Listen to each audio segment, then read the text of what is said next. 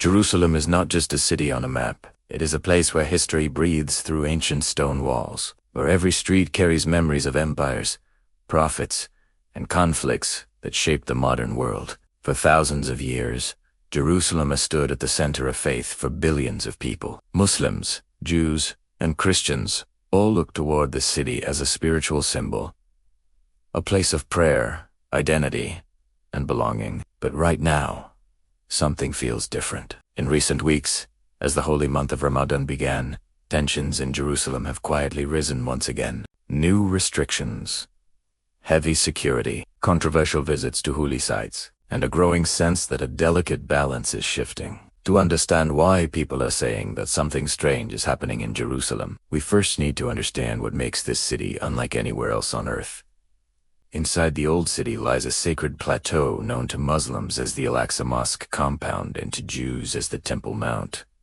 For Muslims, Al-Aqsa is the third holiest site in Islam, connected to centuries of devotion and history.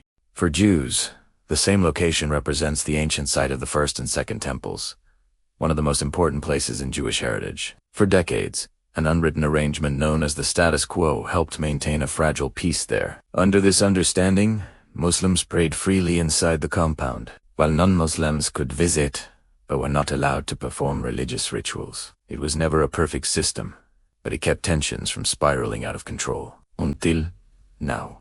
As Ramadan 2026 began, Israeli authorities introduced new security measures around the old city. Access points were tightened. Age restrictions were reportedly applied to some Palestinian worshippers, and the number of people allowed to attend Friday prayers was limited. Officials described these steps as necessary to prevent violence and maintain stability during a sensitive period. But many Palestinians and international observers saw the situation differently. For them, the restrictions felt like a shift, not just temporary security, but a gradual change to long-standing traditions. At the same time, visiting hours for Jewish visitors to the compound were extended during parts of Ramadan. To some, this was a routine, administrative decision. To others, it appeared to challenge the historic balance that had governed the site for decades.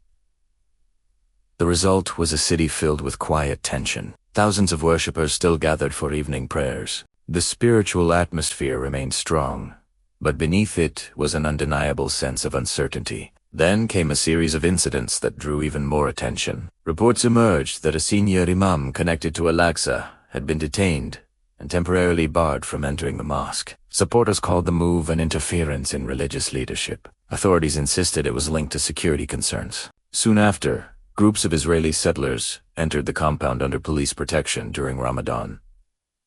Something that has happened before, but which always sparks controversy. Each of these events alone might have seemed routine in a city accustomed to tension, but together, they created a feeling that something deeper was changing. Experts began to ask whether the decades-old status quo was slowly weakening. Some analysts argued that increasing political pressure and shifting policies were transforming the reality on the ground.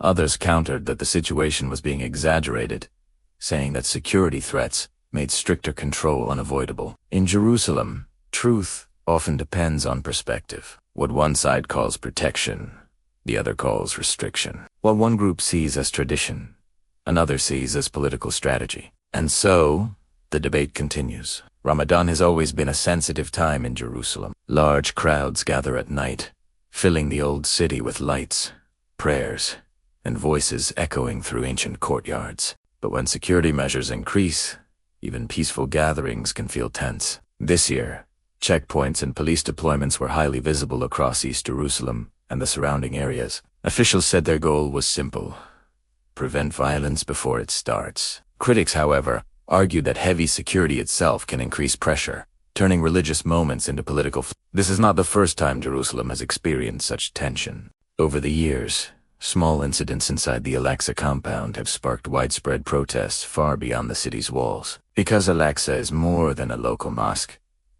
it is a global symbol. Every decision made here echoes across the Middle East and beyond.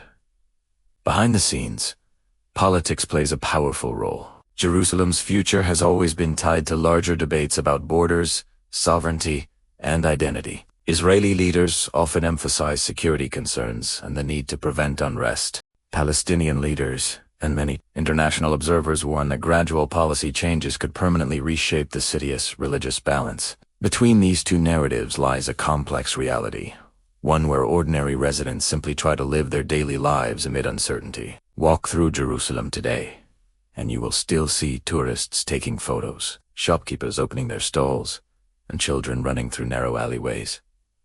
Life goes on, but beneath the normal rhythm of the city, there's a sense of watchfulness, as if everyone is waiting to see what happens next. Why does the world care so much about Jerusalem? Because history has shown that events here rarely stay local. A single incident inside the old city can trigger demonstrations thousands of miles away. Religious leaders, political analysts, and governments all monitor developments closely, knowing that the city's stability affects far more than its own residents. And yet, Jerusalem has always lived in this tension, balancing faith and politics, tradition and change. So is something truly strange happening right now? Some say yes. They point to new restrictions, shifting policies, and rising political rhetoric as signs of a turning point. Others say Jerusalem has seen similar moments many times before, that what feels unusual today may simply be another chapter in a long, complicated history. Perhaps the real story is not about sudden change, but about gradual transformation, a slow shift that is difficult to notice until it becomes impossible to ignore. As Ramadan continues, the atmosphere in Jerusalem remains uncertain, but calm. Worshippers still gather for nightly prayers. Security forces remain on alert, and the world continues to watch from a distance, trying to understand what the future holds for a city that has never truly been at peace. Jerusalem exists between past and future, a place where ancient traditions meet modern politics, where faith inspires hope even in times of tension. For some, it is a sacred sanctuary. For others, a political battleground. For many, it is both at the same time. And maybe that is why Jerusalem feels different right now. Not because something entirely new has begun, but because old questions are resurfacing once again.